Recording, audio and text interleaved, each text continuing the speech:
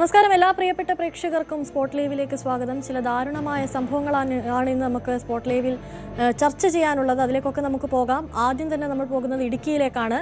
ഇടുക്കിയിൽ ഗൃഹനാഥനെ കഴുത്തറുത്ത് കൊലപ്പെടുത്തി എന്നുള്ള ദാരുണമായൊരു വാർത്തയാണ് പുറത്തു വരുന്നത്. നെടുങ്കണ്ടം തേവാരമിട്ട് ഭോജൻ കമ്പനി സ്വദേശിയായ മുരുകേശനാണ് കൊല്ലപ്പെട്ടത്. സഹോദരന്റെ മക്കളായ ഇരട്ടകളാണ് കൃത്യം നടത്തിയത്. കൂടുതൽ വിവരങ്ങളുമായി പ്രിൻസ് ജെയിംസ് ചേരുന്നുണ്ട്. പ്രിൻസ്, എങ്ങനെയായിരുന്നു ഈ കൊലപാതകം നടന്നത്? അതും ഇരട്ടകൾ ഒരു കൊലപാതകം നടത്തുക എന്ന് പറയുന്നത് നമ്മൾ അധികം കേട്ടുകേൾവിയില്ലാത്ത ഒരു കാര്യം കൂടിയാണ്. എന്താണ് കൂടുതൽ നടപടികളൊക്കെ പോലീസ് സ്വീകരിച്ചു? അനുശ്രീ, കഴിഞ്ഞ ദിവസം വൈകുന്നേരത്തോടെയാണ് ഇത്തരത്തിലൊരു കൃത്യം തമിഴ്നാട് അതിർത്തി മേഖലയായ ദേവാരപ്പെട്ട് നടക്കുന്നത്. മരണപ്പെട്ട മുരുകേശന്റെ സഹോദരന്റെ മക്കളാണ് കൃത്യം നിർവഹിച്ചത്. രണ്ടുപേർ, അതായത് ഇരട്ടകളായ വിഘ്നേശ്വർ എന്നിവർ ചേർന്നാണ് ഈ കൃത്യം നിർവഹിക്കുന്നത്. ഇന്നലെ വൈകുന്നേരം ഒരു 4 മണിയോടൊക്കെ അടുപ്പിച്ച് ഇവർ ഇവരുടെ പിതൃസഹോദരന്റെ വീട്ടിലേക്ക് എത്തുകയായിരുന്നു. ഇവരുടെ രണ്ടുപേരുടെയും വീട് അടുത്തടുത്താണ്. ഒരു ഭിത്തിയുടെ ഇത് മാത്രമേ ഉള്ളൂ. ആ വീട്ടിലേക്ക് എത്തുകയും അതിനുശേഷം ഇവർ ആക്രമണം നടത്തുകയുമായിരുന്നു. ഈ സഹോദരന്മാരിൽ അയാളെ കയറി പിടിച്ചു നിർത്തുകയും മറ്റേയാൾ കഴുത്തറുത്ത് കൊലപ്പെടുത്തുകയുമാണെന്നാണ് നമുക്ക് അറിയാൻ കഴിയുന്നത്. അത്തരത്തിലാണ് കൃത്യം നിർവഹിച്ചത്. ഈ ഒരു സമയത്ത് ഒരു കുട്ടി ഈ വീട്ടിലുണ്ടായിരുന്നു. അതുപോലെ കണക്കിലെടുക്കാതെയാണ് ഇവർ വളരെ പൈശാചികമായ ഈ കൃത്യം നിർവഹിച്ചത്. അതിനുശേഷം ഇവർ ഇവിടുന്ന് ഓടി രക്ഷപ്പെടാൻ ശ്രമിച്ചു. പ്രത്യേകിച്ചും തമിഴ്നാട് അതിർത്തിയോട് ചേർന്ന് കിടക്കുന്ന ഒരു മേഖലയാണ്. സമീപ പ്രദേശങ്ങളിലൊക്കെ വനമേഖലയൊക്കെ ഉണ്ട്, തമിഴ്നാടിന്റെ വനമേഖലയൊക്കെ ഉണ്ട്. ആ പ്രദേശങ്ങളിലൊക്കെ ഒന്നിനായി ശ്രമിക്കുകയൊക്കെ ചെയ്തു. പിന്നീട് നാട്ടുകാരെ പോലീസിന്റെ നേതൃത്വത്തിൽ തെരച്ചിൽ നടത്തുകയും ഇരുവരെയും പിടികൂടുകയുമായിരുന്നു. എന്തായാലും ഈ കൃത്യം നടത്തിയത് ഈ വിഘ്നേശ്വർ എന്ന ആൾക്ക് തമിഴ്നാട്ടിലെ ചില കേസുകളൊക്കെ ഉണ്ട്. അതുമായി ബന്ധപ്പെട്ടുള്ള വിവരങ്ങൾ പോലീസിന് കൈമാറുന്നത് ഈ അവരുടെ ബന്ധുവായ ഈ കൊല്ലപ്പെട്ട ആളാണ് എന്നാണ് ഇവർ ആരോപിച്ചിരുന്നത്. ഇതേ തുടർന്നാണ് ഇത്തരത്തിലൊരു ആക്രമണം ഇരുവരും ചേർന്ന് ചെയ്യുന്നത്. അതിനുശേഷം ഇവരെ ആക്രമിക്കാൻ ഇവരുടെ വീട്ടിലേക്ക് ചെല്ലുന്നു. ഒപ്പം ചില സാമ്പത്തിക ഇടപാടുകളും ഉണ്ടായിരുന്നത് തമ്മിലുള്ള ഒരു തർക്കവും നിലനിന്നിരുന്നു. ഇങ്ങനെയാണ് ഇത്തരത്തിലൊരു കൃത്യത്തിലേക്ക് ഇവർ നീങ്ങുന്നത്, ഇത്ത സഹോദരങ്ങൾ നീങ്ങുന്നത്. അതിനുശേഷം ഈ വീട്ടിലെത്തുകയും ഈ സമയത്ത് ഇവർ രണ്ടുപേരുടെ വീട് അടുത്തടുത്തായാണ്. ഒരു വീടിന്റെ ലയങ്ങളൊക്കെ ഉള്ള തോട്ടമേഖലയിലെ ലയങ്ങളൊക്കെ സമാനമായ രീതിയിലുള്ള വീടുകളാണ് ഇവരുടെ വീടുകൾ. ആ വീടിന്റെ അടുത്തുള്ള വീട്ടിലേക്ക് ചെല്ലുകയും ഇത്തരത്തിൽ ഇവരെ പിടിച്ചു നിർത്തി ആക്രമണം നടത്തുകയുമായിരുന്നു. മദ്യലഹരിയിലുമായിരുന്നു ഇരുവരെന്നാണ് നമുക്ക് അറിയാൻ കഴിയുന്നത്. ഇതിനുശേഷം ഇവർ ഇവിടുന്ന് രക്ഷപ്പെടാനുള്ള ശ്രമമൊക്കെ നടത്തുകയും ചെയ്തു. ഈ കൊല്ലപ്പെട്ട ആളുടെ ഒരു ഫോണൊക്കെ ഉപകരിച്ചുകൊണ്ടാണ് ഇവരിൽ ഒരാൾ ഇവിടുന്ന് കടക്കുന്നത്. എന്നിട്ട് സമീപത്തെ ഒരു ഹോട്ടലിലെത്തി സിഗരറ്റ് ഒക്കെ മേടിച്ച് പോവുകയും ചെയ്തു. ആ സമയത്ത് ഈ കടയുടമ എന്താണ് രക്തം കയ്യിലുള്ള ദേഹത്ത് പറ്റിയതായി ചോദ്യം ചെയ്യുകയും ചെയ്തപ്പോഴേക്കും അത് താമസിയാതെ ഈ വിവരമൊക്കെ പുറത്തറിയുമെന്ന് ഇയാൾ പറഞ്ഞതിന് ശേഷം ഇയാൾ ഈ കാർഷിക മേഖലയിലേക്ക് അല്ലെങ്കിൽ സമീപത്തെ വനമേഖലയിലൊക്കെ സമീപത്തേക്ക് പോവുകയായിരുന്നു. അങ്ങനെയാണ് ഈ കൃത്യം നടന്ന ശേഷം ഇവർ രക്ഷപ്പെടാൻ ശ്രമിച്ചത്. തുടർന്ന് ഇവർ ഈ ഫോൺ കൊല്ലപ്പെട്ട ആളുടെ കയ്യിൽ നിന്ന് എടുത്ത ഫോൺ ഉപയോഗിച്ച് മറ്റു ബന്ധുക്കളെ വിവരം അറിയിച്ചു. ഇത്തരത്തിലൊരു സംഭവം ഇവിടെ നടന്നതായി വിവരം അറിയിച്ചു. തുടർന്ന് അപ്പോഴേക്കും പോലീസും നെടുങ്കണ്ടം പോലീസും നാട്ടുകാരും ഒക്കെ ചേർന്ന് ഇവരെ തെരച്ചിൽ ആരംഭിക്കുകയായിരുന്നു. പിന്നീട് ഇവരെ ഈ സമീപ പ്രദേശങ്ങളിൽ രണ്ടിടത്തുനിന്നായാണ് ഇവരെ കണ്ടെത്തിയത്. അതായത് കൃത്യം നടത്തിയ ശേഷം ഇരുവരും 2 ഭാഗങ്ങളിലേക്കാണ് ഓടി രക്ഷപ്പെട്ടത്. എന്തായാലും രണ്ടുപേരെയും പിടികൂടാൻ ഇന്നലെ തന്നെ പോലീസ് സാധിച്ചു. പ്രത്യേകിച്ചും തമിഴ്നാട് അതിർത്തി മേഖലയിലെ വനമേഖലയിലേക്ക് കടക്കുന്നതിന് മുൻപ് തന്നെ ഇരുവരെയും പിടിക്കാൻ സാധിച്ചു. ഉൾവനത്തിലേക്ക് പോകുന്നതിന് മുൻപ് തന്നെ പിടിക്കാൻ സാധിച്ചു. എന്തായാലും മറ്റു നടപടികളെല്ലാം പൂർത്തീകരിച്ചിട്ടുണ്ട്. അപ്പം പ്രതികളെ ഈ സംഭവ സ്ഥലത്ത് എത്തിച്ച് തെളിവെടുപ്പ് അടക്കമുള്ള നടപടികളും പോലീസ് പൂർത്തീകരിച്ചിട്ടുണ്ട്.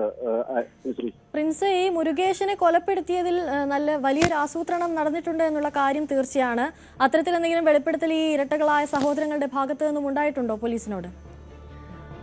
കൃത്യമായും ഇവർ വ്യക്തമായ പദ്ധതി ഒരുക്കിയോ തന്നെയാണ് ഈ സംഭവം നടന്നിരിക്കുന്നത്. പ്രത്യേകിച്ച് തോട്ടമേഖലയാണ്. തൊഴിലാളികളൊക്കെ ലയങ്ങളൊക്കെ ഉള്ള തോട്ടം തൊഴിലാളികൾ നിരവധി താമസിക്കുന്ന മേഖലയിലുള്ള വീടാണ്. അതുകൊണ്ട് തന്നെ നിരവധി ആളുകൾ ഈ പ്രദേശത്ത് എപ്പോഴും കാണുന്ന സാഹചര്യമുണ്ട്.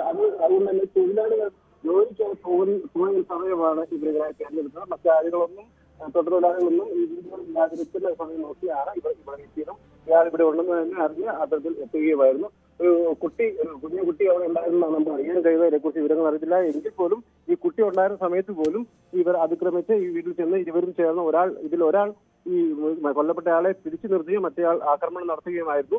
അത്തരത്തിലാണ് ഇവർ ഈ കൃത്യം നിർവഹിച്ചത്. എന്തായാലും കൃത്യമായ ഒരു പദ്ധതി ഒരുക്കിയ തന്നെയാണ് ഇവരും ചേർന്ന് ഇത്തരത്തിൽ ആക്രമണം നടത്തുകയും കൊലപാതകത്തിലേക്ക് നടത്തുകയും ചെയ്തത്. ആയുധമൊക്കെ കഴിഞ്ഞ ദിവസങ്ങളിൽ തന്നെ ശേഖരിക്കുകയും ഒക്കെ ചെയ്തിരുന്നാണ് നമുക്ക് അറിയാൻ കഴിയുന്നത്. എന്തായാലും ആയുധമടക്കമുള്ളവ കണ്ടെത്തുന്നതിനായി ഉള്ള നടപടികളൊക്കെ പോലീസ് ആരംഭിച്ചിട്ടുണ്ട്. ഈ പ്രതികളെ ഈ മേഖലയിൽ എത്തിച്ചുകൊണ്ടുള്ള തെളിവെടുപ്പൊക്കെ നടത്തുന്നുണ്ട്. എന്തായാലും വലിയ തോതിലുള്ള ഒരു ആസൂത്രണം ഇരുവരുടെ ഭാഗത്തു നിന്നുണ്ടായി. കൃത്യമായി ഈ മുൻപ് മറ്റു പല കേസുകൾ കേസിന്റെ പേരിൽ തമിഴ്നാട്ടിലെ പല മേഖലയിലെ കേസുകളുണ്ട്. ആ വിവരങ്ങളൊക്കെ പോലീസിന് കൊടുക്കുന്നതും ഒപ്പം കേരളത്തിലേക്ക് വിഘ്നേശൻ എത്തുന്ന സമയത്തുള്ള വിവരങ്ങൾ കൈമാറുന്നതും ഈ മുരുകേശനാണ് എന്നുള്ള രീതിയിലുള്ള ആരോപണങ്ങളാണ് ഇവർ നിർത്തിക്കൊണ്ടിരുന്നത്. ഒപ്പം സാമ്പത്തികമായ മറ്റ് തർക്കങ്ങളൊക്കെ ഉണ്ടായിരുന്നു. സാമ്പത്തിക കൊടുക്കൽ വാങ്ങൽ സംബന്ധിച്ചുള്ള തർക്കങ്ങൾ ഉണ്ടായിരുന്നു. എന്തായാലും മറ്റ് ചില നാട്ടുകാർ പറയുന്ന ഇവരുടെ ബന്ധുക്കൾ, അതായത് ഈ സഹോദരങ്ങളൊക്കെ വലിയ തോതിൽ അടുത്ത് ഇടപഴകി ജീവിച്ചിരുന്നവരാണ്. ഒപ്പം ഈ കൊലപാതകം നടത്തിയവർ പോലും മറ്റുള്ള കൊല്ലപ്പെട്ട ആളുടെ കൂടെ ജോലിക്ക് പോകുന്ന ഒരു രീതിയൊക്കെ ഉണ്ടായിരുന്നു. അത്തരത്തിൽ ഇരിക്കുകയും ചെയ്ത സാഹചര്യത്തിൽ കൂടിയാണ് ഇന്നത്തെ ഒരു കൊലപാതകത്തിലേക്ക് ഇരുവരും ചേർന്നത്. എന്തായാലും വലിയ തോതിലുള്ള മദ്യലഹരിയിൽ തന്നെയാണ് ഈ കൃത്യം നിർവഹിച്ചിരിക്കുന്നതും. ഇരുവരും ഈ നാട്ടുകാരുടെ നേതൃത്വത്തിൽ പോലീസ് കണ്ടെത്തുന്ന സമയത്ത് മദ്യ ലഹരിയിൽ തന്നെയായിരുന്നു.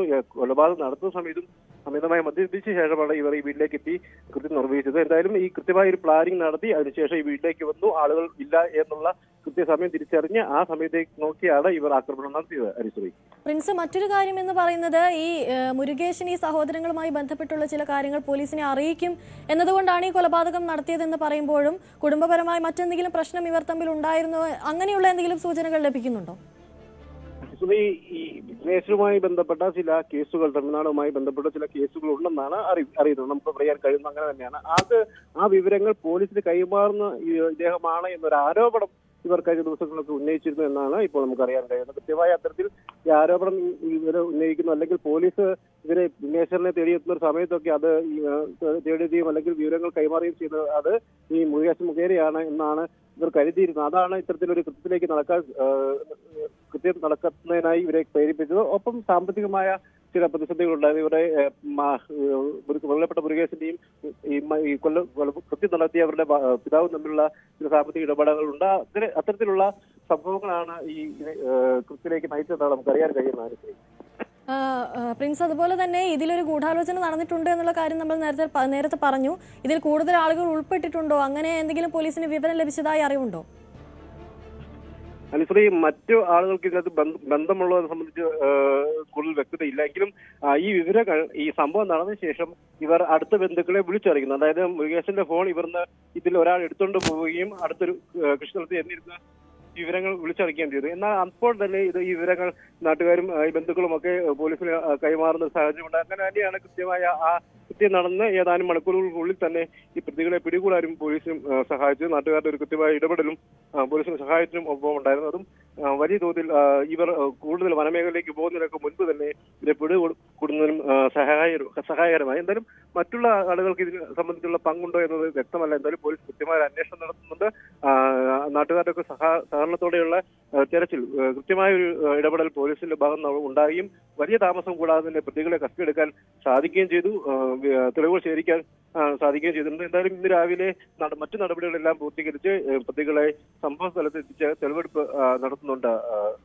അനുശ്രീ, ഇടുക്കിയിലാണ് അതിദാരുണമായ സംഭവം ഉണ്ടായത്. ഇരട്ടകളായ സഹോദരങ്ങൾ ചേർന്നാണ് ഒരാളെ കഴുത്തറുത്ത് കൊലപ്പെടുത്തുന്ന സാഹചര്യം ഉണ്ടായത്. പ്രിൻസ് ജെയിംസ് ആണ് കൂടുതൽ വിവരങ്ങൾ നൽകിയത്. മറ്റൊരു വാർത്തയിലേക്ക് പോകുമ്പോൾ,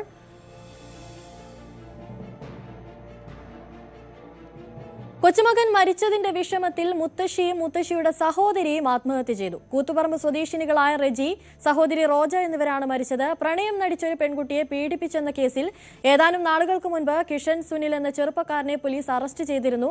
ഇതേ തുടർന്നുള്ള മനോവിഷമത്തിലാണ് കിഷൻ ആത്മഹത്യ ചെയ്തത്. കണ്ണൂർ കൂത്തുപറമ്പിലാണ് ഇങ്ങനെയൊരു ദാരുണമായ സംഭവം ഉണ്ടായത്. കൊച്ചുമകന്റെ മരണത്തെ തുടർന്ന് സഹോദരിയും മുത്തശ്ശിയും ആത്മഹത്യ ചെയ്തു എന്നുള്ള വിവരങ്ങളാണ് പുറത്തു വരുന്നത്. അജയ് സുധാ ബിജു ചേരുന്നുണ്ട് കൂടുതൽ വിവരങ്ങളുമായി. അജയ്, വളരെ സങ്കടപ്പെടുത്തുന്ന ഒരു വാർത്തയാണ് പുറത്തു വരുന്നത്. കൊച്ചുമകന്റെ ആത്മഹത്യയെ തുടർന്ന് മറ്റു 2 പേർ കൂടി മരണപ്പെടുന്നു, ആത്മഹത്യ ചെയ്യുന്നു എന്നുള്ള വിവരങ്ങൾ പുറത്തു വരുന്നു. എന്താണ് കൂടുതൽ വിവരങ്ങൾ ഇതിനെപ്പറ്റി? അനുശ്രീ, കൂത്തുപറമ്പിലാണ് ഇത്തരത്തിലൊരു കൂട്ടമരണത്തിൻ്റെ വിവരം പുറത്തു വരുന്നത്. കൂത്തുപറമ്പ് നീർവേലിയിലാണ് ഈ സംഭവം നടക്കുന്നത്. ഈ പറയുന്ന കിഷൻ എന്ന് പറയുന്ന 19-കാരൻ, ഇയാൾ ദിവസങ്ങൾക്ക് മുൻപ് ഒരു പോക്സോ കേസിൽ പ്രതിയായിരുന്നു. ഒരു പെൺകുട്ടിയെ പ്രണയം നടിച്ച് വലയിലാക്കി പീഡനത്തിനിരയാക്കി എന്നതായിരുന്നു ഇയാൾക്കെതിരെയുള്ള ആരോപണം. അപ്പോൾ ഇയാൾ കഴിഞ്ഞ ദിവസം വൈകിട്ട് സുഹൃത്തുക്കളോടൊപ്പം ഇയാളുടെ മുത്തശ്ശിയുടെ വീട്ടിലേക്ക് വരികയായിരുന്നു. റെജി എന്നതാണ് ഇയാളുടെ മുത്തശ്ശിയുടെ പേര്. ഇയാളുടെ മുത്തശ്ശിയുടെ വീട്ടിലേക്ക് സാധാരണ ഇയാൾ താമസിക്കാനൊക്കെ സാധാരണഗതിയിൽ എത്താറുള്ളതാണ്. അങ്ങനെ സുഹൃത്തുക്കൾക്കൊപ്പമാണ് കഴിഞ്ഞ ദിവസം ഇയാൾ ഈ മുത്തശ്ശിയുടെ വീട്ടിലെത്തുന്നത്. അതിനുശേഷം ഇയാൾ അവിടെ ഒറ്റയ്ക്കായിരുന്നു കുറച്ച് സമയം. ആ സമയം ഇയാൾ അവിടെ വെച്ച് ആത്മഹത്യ ചെയ്യുകയായിരുന്നു. ഈ പറയുന്ന കിഷൻ എന്ന് പറയുന്ന യുവാവ്. ഉടൻ തന്നെ സുഹൃത്തുക്കൾ ആണ് ഈ വിവരം ആദ്യം കണ്ടത്. തുടർന്ന് വളരെ വേഗം തന്നെ ഈ കിഷനെ ആശുപത്രിയിൽ എത്തിച്ചു. ഇത് തലശ്ശേരി ജനറൽ ആശുപത്രിയിലാണ് ഇയാളെ പ്രവേശിപ്പിച്ചത്. എന്നാൽ മരണം ഉടൻ തന്നെ സ്ഥിരീകരിക്കുകയായിരുന്നു. ഈ സമയം ഈ പറയുന്ന ഇയാളുടെ അമ്മുമ്മയായിട്ടുള്ള റെജിയും അതുപോലെ അമ്മുമ്മയുടെ സഹോദരിയായിട്ടുള്ള റോജ, ഇവർ രണ്ടുപേരുമായിരുന്നു ആ വീട്ടിൽ താമസിച്ചിരുന്നത്. ഈ സംഭവം നടക്കുമ്പോൾ ഇവർ വീട്ടിലില്ലായിരുന്നു. ഇവർ ജോലിക്ക് പോയതായിരുന്നു. മൂര്യാട് ഇവർ ജോലിക്ക് പോയ സ്ഥലത്ത് നിന്ന് ഇവർ തിരിച്ച് വീണ്ടും ഈ നീർവേലിയിലെ വീട്ടിലേക്ക് എത്തുന്നു. വീണ്ടും ഈ നീർവേലിയിലെ വീട്ടിലെത്തി എത്തുമ്പോഴാണ് മറ്റ് അയൽക്കാരും അതുപോലെ തന്നെ നാട്ടുകാരും ഈ കൊച്ചുമകൻ്റെ മരണ വിവരം ഇവർ രണ്ടുപേരെയും അറിയിക്കുന്നത്. തുടർന്നാണ് ഇവരുടെ ആത്മഹത്യാ വിവരം അത് തിരിച്ചറിയുന്നത്. ഇവർ രണ്ടുപേരും വീട്ടിലെ 2 മുറികളിലായിട്ടാണ് ആത്മഹത്യ ചെയ്ത നിലയിൽ കാണപ്പെട്ടത്. ഈ അമ്മുമ്മയായിട്ടുള്ള റജിയും അതുപോലെ തന്നെ മറ്റൊരു അമ്മുമ്മയുടെ സഹോദരിയായിട്ടുള്ള റോജയും വീട്ടിലെ 2 മുറികളിലായിട്ട് തൂങ്ങി മരിച്ച നിലയിൽ കണ്ടെത്തി. ഈ വിവരം ഇത് തിരിച്ചറിയുന്നത് ഈ 2 അമ്മുമ്മമാരുടെ മരണം തിരിച്ചറിയുന്നത് അത് കുറച്ച് കഴിഞ്ഞാണ്. പോലീസ് ഈ കിഷന്റെ മരണ വാർത്തയെ തുടർന്ന് ഈ വീട് പരിശോധിക്കാനായി എത്തിയിരുന്നു.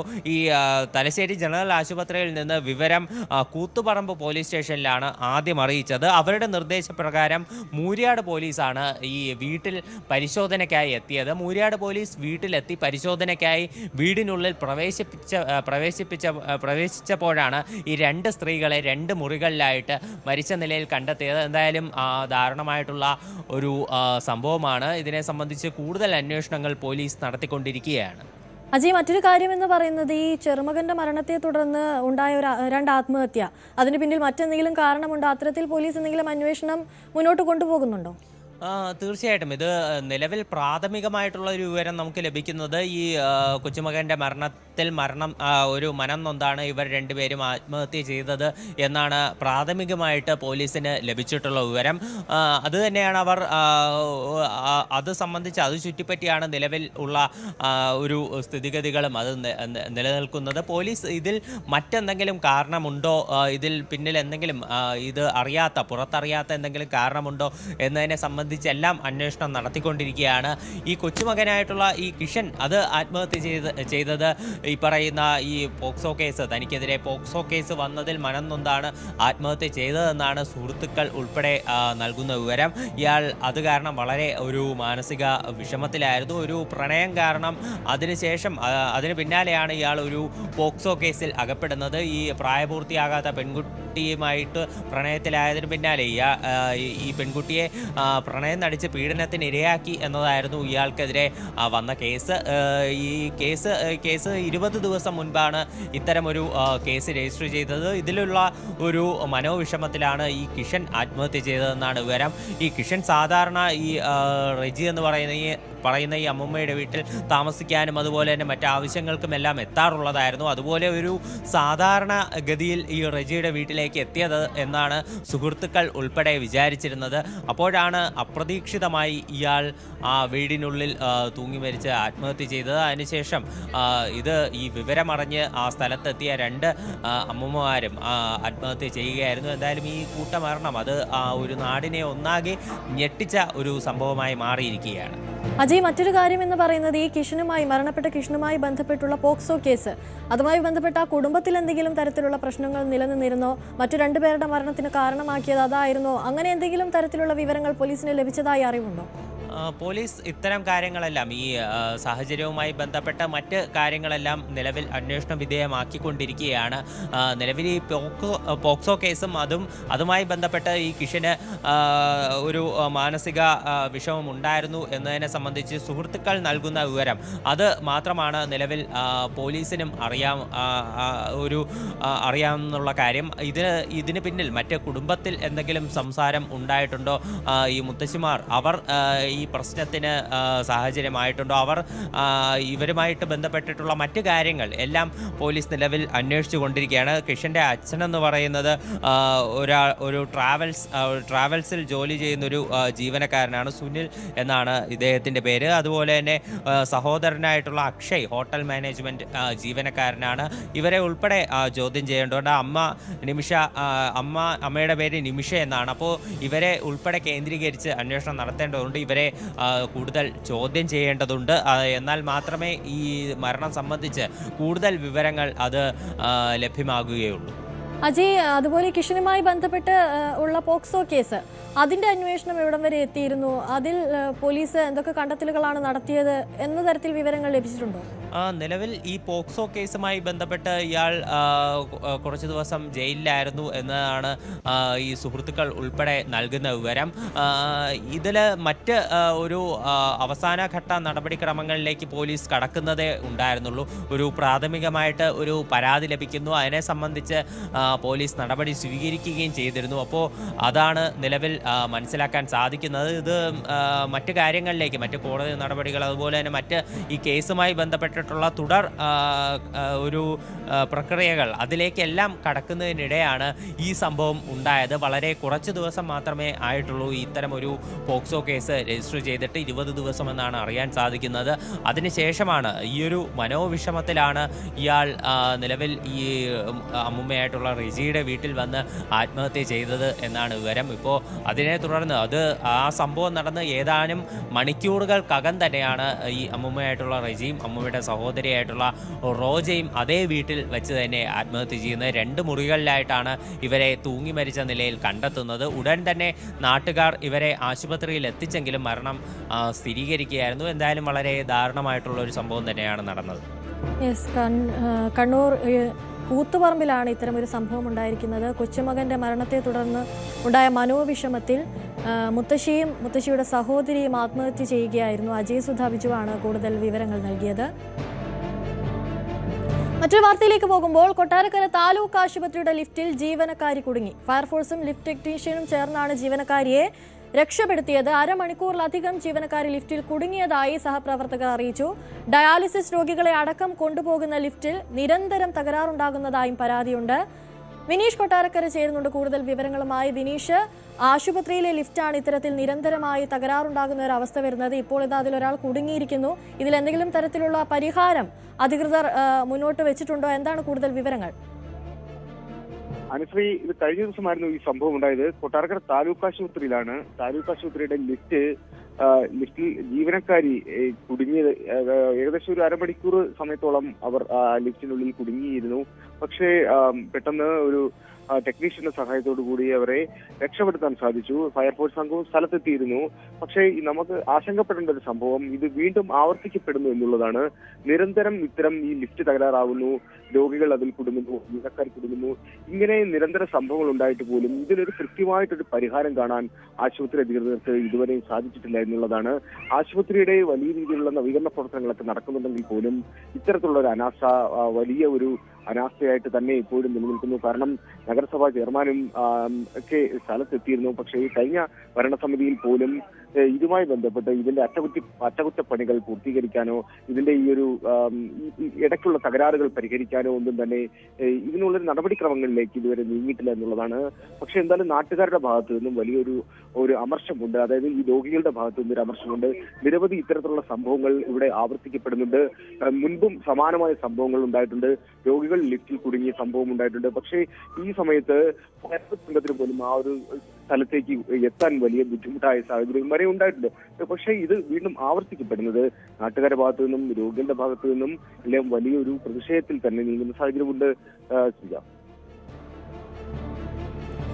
വിനീഷ് മുൻപ് പറഞ്ഞതുപോലെ തന്നെ പലതവണ ഇത്തരത്തിൽ ലിഫ്റ്റ് തകരാറിലാകുന്ന പ്രശ്നങ്ങൾ ഉണ്ടായിട്ടുണ്ട്, നാട്ടുകാരുടെ ഭാഗത്ത് നിന്ന് പരാതികൾ ഉണ്ടായിട്ടുണ്ട് എന്നൊക്കെ പറയുമ്പോഴും അധികൃതരുടെ ഭാഗത്ത് നിന്ന് ഒരു നടപടിയും ഉണ്ടാകുന്നില്ല. അത്തരത്തിലൊരു വലിയ വീഴ്ചയല്ലേ സംഭവിച്ചിരിക്കുന്നത്? തീർച്ചയായും അങ്ങനെ തന്നെയാണ്, വലിയ വീഴ്ച തന്നെയാണ്. കാരണം ഇത്തരത്തിലുള്ള സംഭവങ്ങൾ വീണ്ടും ആവർത്തിക്കപ്പെടുന്നു എന്നുള്ളതാണ്. അനുസരിച്ച് ഞാൻ നേരത്തെ സൂചിപ്പിച്ചതുപോലെ തന്നെ ഇത് MP ഫണ്ടിൽ നിന്നും ചിലവഴിച്ചാണ് ഇതിന്റെ ഒരു ലിഫ്റ്റിന്റെ നിർമ്മാണമൊക്കെ നടത്തിയത്. പക്ഷേ ഇതിന്റെ തുടർന്നുള്ള അറ്റകുറ്റപ്പണികളും അതുപോലെ തന്നെ ഇതിന്റെ നവീകരണ പ്രവർത്തനങ്ങളടക്കം നടത്തേണ്ടത് നഗരസഭയ്ക്ക് ഇതിന് പൂർണ്ണമായ ഉത്തരവാദിത്വമുണ്ട്. നഗരസഭ കാര്യമായിട്ട് ഇതുമായി ബന്ധപ്പെട്ട് ഈ ആശുപത്രിയുടെ HMCയും ആയാലും പോലും കാര്യമായി ഈ ഒരു വിഷയത്തിൽ ഇടപെടുന്നില്ല എന്നുള്ളതാണ്. കാരണം ഇത് ഇങ്ങനെ ആയാൽ പോരാ. ഇത് മുകളിലത്തെ നിലയിൽ നിന്നും കഴിഞ്ഞ ദിവസം 3ാമത്തെ നിലയിൽ നിന്നും താഴേക്ക് ജീവനക്കാരി വരികയായിരുന്നു. ക്ലീനിങ് സ്റ്റാഫാണ്, സ്ത്രീകൾ എന്നാണ് അവരുടെ പേര്. അവർ വന്നപ്പോഴാണ് ഈ ലിഫ്റ്റ് കുടുങ്ങിയത്. ഏകദേശം അരമണിക്കൂറോളം ഇവർ ലിഫ്റ്റിൽ കുടുങ്ങി. ഇവരുടെ കയ്യിൽ ഫോൺ ഉണ്ടായിരുന്നു. ഫോൺ ഉണ്ടായത് കൊണ്ടാണ് കൂടെയുള്ള സഹപ്രവർത്തകരുമായിട്ടെല്ലാം ബന്ധപ്പെടുകയും ഈ കാര്യം ഇവർ അറിയിക്കുകയൊക്കെ ചെയ്തത്. ഒരുപക്ഷെ ഒരു രോഗിയുടെ കൂട്ടിരിപ്പുകാരിയോ മറ്റോ അത്യാസന്ന നിലയിൽ വരികയാണ്. നമ്മൾ വേറൊരു കാര്യം കൂടി പറയാനുണ്ട്. രോഗികൾ, അതായത് ഈ ഡയാലിസിസ് പേഷ്യൻസിനെ അടക്കം എപ്പോഴും കൊണ്ടുപോകുന്നത് ഈ ലിഫ്റ്റാണ്. ലിഫ്റ്റ് എപ്പോഴും ഇങ്ങനെ തകരാറാവുന്നതും ഒരു നിത്യ സംഭവം തന്നെയാണ്. ഇതുമായി ബന്ധപ്പെട്ടുള്ള നിരവധി പരാതികൾ രോഗികളൊക്കെ നൽകിയിട്ടുണ്ടെങ്കിൽ പോലും ഇതിന്റെ കൃത്യമായ നടപടി ഉണ്ടായിട്ടില്ല. പക്ഷേ ഉണ്ടാവും എന്നാണ് നമ്മൾ പ്രതീക്ഷിക്കുന്നത്. കാരണം ധനമന്ത്രിയുടെ മണ്ഡലമാണ്. മന്ത്രി ഇടപെട്ട് തന്നെ ഈ ആശുപത്രിയുടെ നവീകരണ പ്രവർത്തനങ്ങളിലൊക്കെ നടക്കുന്നുണ്ട്. വലിയ കെട്ടിടങ്ങളൊക്കെ നിർമ്മിക്കുന്നുണ്ട്. ഇതുമായി ബന്ധപ്പെട്ട് ഇതിനൊരു പരിഹാരം കാണും എന്ന് തന്നെയാണ് പ്രതീക്ഷിക്കുന്നത്. വിനീഷ്, നിരന്തരമായി നാട്ടുകാരും രോഗികളും ഒക്കെ പരാതികൾ ഉന്നയിക്കുമ്പോഴും ഈ നഗരസഭയുടെ ഭാഗത്ത് നിന്നും ആശുപത്രി അധികൃതരുടെ ഭാഗത്ത് നിന്നും ഒക്കെ എന്ത് മറുപടിയാണ് ലഭിക്കുന്നത്?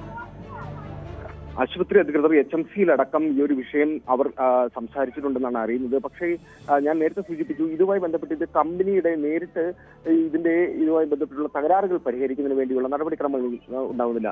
ഇതിൽ ഈ ലിഫ്റ്റ് തകരാറാകുമ്പോൾ ഇതുമായി ബന്ധപ്പെട്ട് ഒരു ടെക്നീഷ്യനെ വിളിക്കുന്നു. ആ അടിയന്തര സാഹചര്യത്തിൽ അതിന്റെ തകരാറുകൾ പരിഹരിക്കുന്നുണ്ടെങ്കിൽ പോലും ശാശ്വതമായിട്ടുള്ള ഒരു പരിഹാരം അവിടെ ഉണ്ടാകുന്നില്ല എന്നുള്ളതാണ്. അങ്ങനെ ഉണ്ടായെങ്കിൽ മാത്രമേ ഇതിന്റെ ലിഫ്റ്റിന്റെ പൂർണ്ണമായിട്ടുള്ള പ്രവർത്തനം സജ്ജമാവുകയുള്ളൂ. ഇപ്പോഴും ശരിക്കും ഒരു കുറെ നാള് ലിഫ്റ്റ് അടഞ്ഞു കിടന്ന സാഹചര്യം ഉണ്ടായിരുന്നു.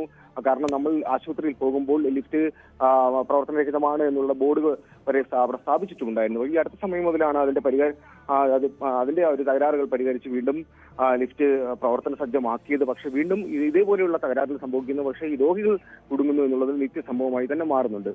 അനുശ്രീ. ശരി, എസ് വിനീഷാണ് കൂടുതൽ വിവരങ്ങൾ നൽകിയത്. ലിഫ്റ്റിൽ ജീവനക്കാരി കുടുങ്ങുകയാണ് ഉണ്ടായത്. കൊട്ടാരക്കരയിലാണ് സംഭവം. ഡയാലിസിസ് രോഗികളെ അടക്കം കൊണ്ടുപോകുന്ന ലിഫ്റ്റാണ് നിരന്തരം തകരാറിലാകുന്നത്. ഇതുമായി ബന്ധപ്പെട്ട് നാട്ടുകാരുടെയും രോഗികളുടെയും അടക്കം പരാതികൾ ഉയർന്നു വന്നിട്ടും ഇതിന് വ്യക്തമായ കൃത്യമായ ഒരു പരിഹാരം ഉണ്ടാകുന്നില്ല എന്നുള്ളതാണ് നിലവിലെ സാഹചര്യം. വിനീഷാണ് കൂടുതൽ വിവരങ്ങൾ നൽകിയത്. സ്പോട്ട് ലൈവിലേക്ക് തിരികെ വരുമ്പോൾ നമ്മളിനി പോകുന്നത് ബംഗ്ലാദേശിലേക്കാണ്. ബംഗ്ലാദേശിൽ പ്രശസ്ത റോക്ക് സംഗീതജ്ഞൻ ജെയിംസിന്റെ സംഗീത നിശയ്ക്ക് നേരെ ആക്രമണം ഉണ്ടായിരിക്കുന്നു. 25 പേർക്ക് പരിക്കേറ്റതായാണ് വിവരം. പിന്നിൽ ജിഹാദിസ്റ്റുകൾ എന്നാണ് എഴുത്തുകാരി തസ്ലീമ നസ്രീന്റെ വിമർശനമുണ്ടായിരിക്കുന്നത്. ന്യൂനപക്ഷങ്ങൾക്കെതിരായ ആക്രമണത്തിൽ ഇന്ത്യ കടുത്ത ആശങ്ക അറിയിച്ചിരിക്കുകയാണ്.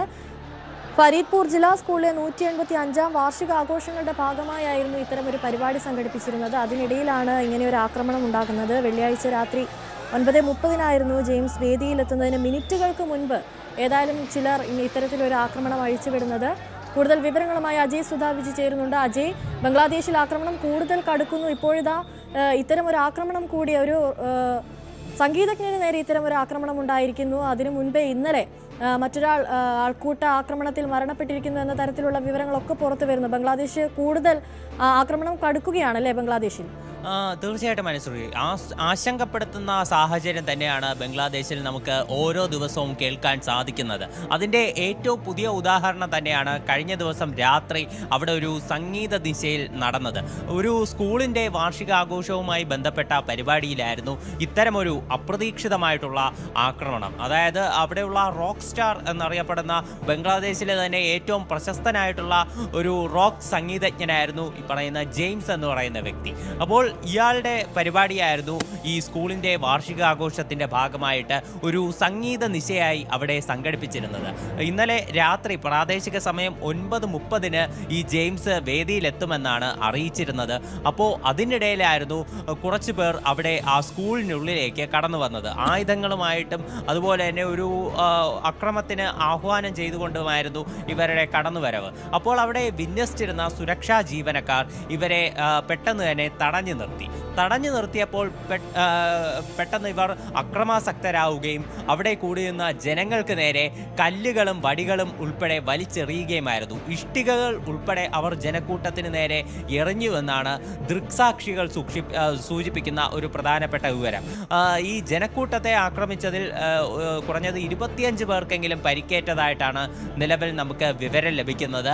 കുട്ടികൾ ഉൾപ്പെടെ ഈ പരിക്കേറ്റ ആളുകളിലുണ്ട്. കാരണം ഈ സ്കൂളിൻ്റെ പരിപാടി ആയതിനാൽ തന്നെ നിരവധി കുട്ടികളും അവിടെ എത്തിയിരുന്നു. കുട്ടികൾക്കുൾപ്പെടെ പരിക്കേറ്റിരുന്നു. ഈ സംഗീതത്തിനും അതുപോലെ തന്നെ നൃത്തത്തിനും എല്ലാം എതിര് നിൽക്കുന്ന തീവ്ര ഇസ്ലാമിസ്റ്റ് ഗ്രൂപ്പുകളാണ് ഈ ആക്രമണത്തിന് പിന്നിൽ എന്നാണ് ഒരു ആരോപണം ഉയരുന്നത്.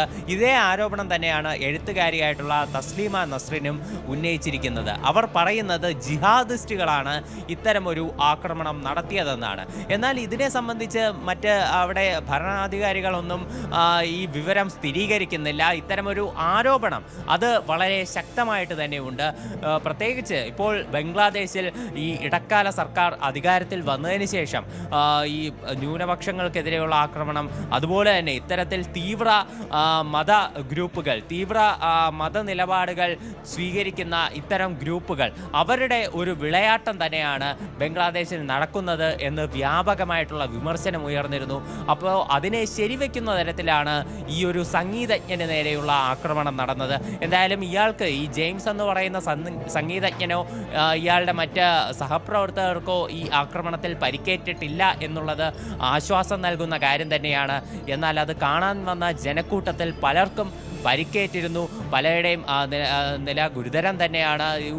ഒരു വലിയ സംഘർഷം തന്നെയാണ് ഇവിടെ നടത്തിവിട്ടത്. ഈ സംഗീതത്തിനും നൃത്തത്തിനുമെല്ലാം എതിര് നിൽക്കുന്ന ഈ തീവ്രമായിട്ടുള്ള മതഗ്രൂപ്പുകളാണ് ഇതിന് പിന്നിലെന്നുള്ളതാണ് ശക്തമായിട്ടുള്ള ആരോപണം. എന്തായാലും ജില്ലാ ഭരണകൂടം ഈ 10 മണിക്ക് തന്നെ ഈ പരിപാടി റദ്ദാക്കിയതായിട്ട് അറിയിച്ചുകൊണ്ട് ഒരു വാർത്താക്കുറിപ്പ് പുറത്തുവിട്ടിരുന്നു. ഈ സംഭവത്തിന് പിന്നാലെ ആർക്കെങ്കിലും എതിരെ ശക്തമായിട്ടുള്ള നിയമ നടപടികൾ സ്വീകരിച്ചതായി നിലവിലും നമുക്ക് അറിയാൻ സാധിച്ചിട്ടില്ല. ഈ വിഷയത്തെ സംബന്ധിച്ച് നിലവിൽ അന്വേഷണം പുരോഗമിച്ചു കൊണ്ടിരിക്കുകയാണ്.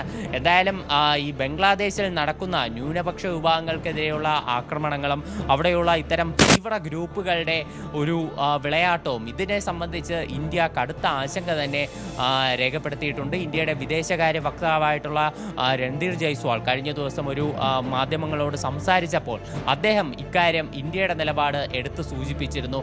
അതായത് ബംഗ്ലാദേശിൽ ന്യൂനപക്ഷങ്ങൾക്കെതിരായ ആക്രമണം, അവിടെ ഹിന്ദുക്കൾക്കെതിരെ ഏറ്റവും കുറഞ്ഞത് 2900 ആക്രമണങ്ങളെങ്കിലും ഈ ഇടക്കാല സർക്കാർ അധികാരത്തിൽ വന്നതിന് ശേഷം നടന്നതായിട്ടാണ് ഇന്ത്യ ഇപ്പോൾ പുറത്തുവിട്ടിട്ടുള്ള ഒരു കണക്കെന്ന് പറയുന്നത്.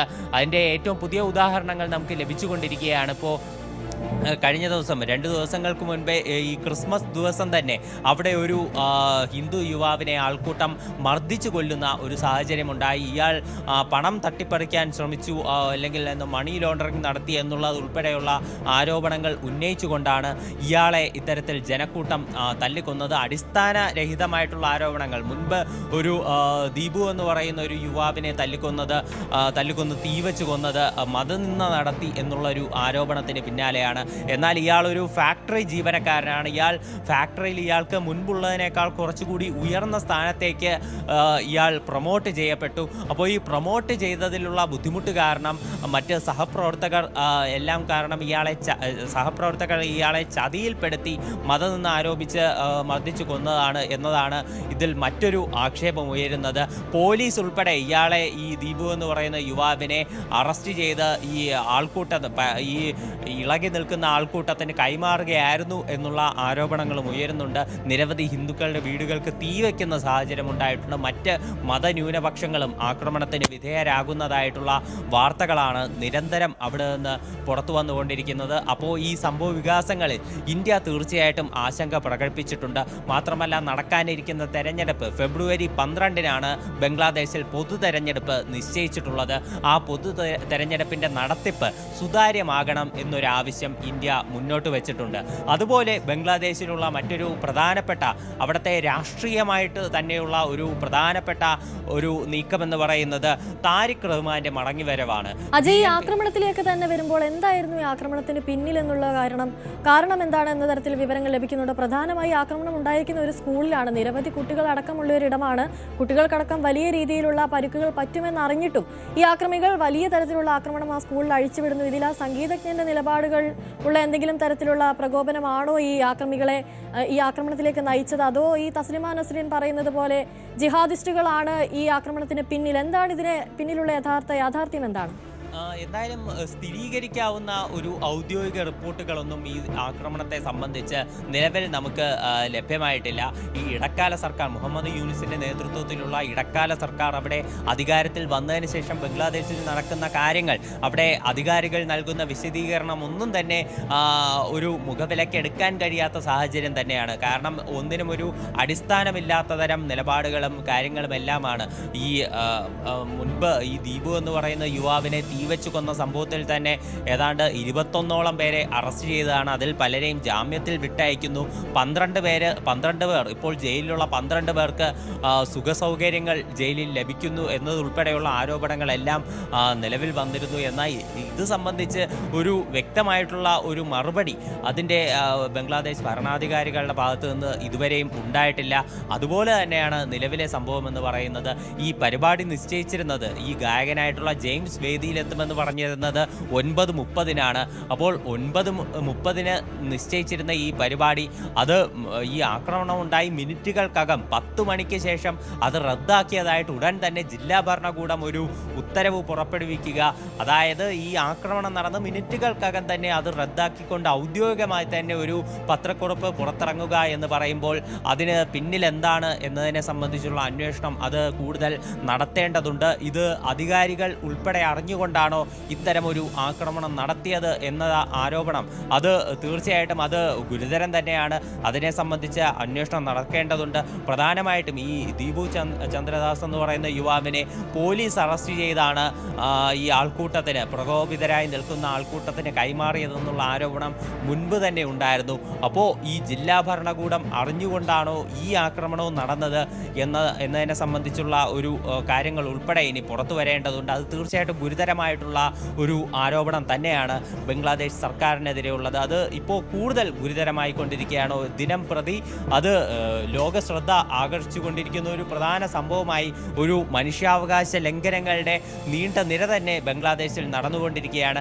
എന്തായാലും ഈ അവിടെയുള്ള രാഷ്ട്രീയ പുരോഗതികൾ ഇതിനൊരു മാറ്റം വരും എന്നുള്ള ഒരു പ്രതീക്ഷയും പലരും പങ്കുവയ്ക്കുന്നുണ്ട്. പ്രധാനമായിട്ടും ബംഗ്ലാദേശ് നാഷണൽ പാർട്ടിയുടെ ഇപ്പോൾ ആക്ടിംഗ് ചെയർമാനായിട്ടുള്ള താരിഖ് റഹ്മാൻ, അദ്ദേഹം UK-യിൽ നിന്ന് 17 വർഷത്തെ ഇടവേളയ്ക്ക് ശേഷം ബംഗ്ലാദേശിലേക്ക് വീണ്ടും മടങ്ങിയെത്തിയിട്ടുണ്ട്.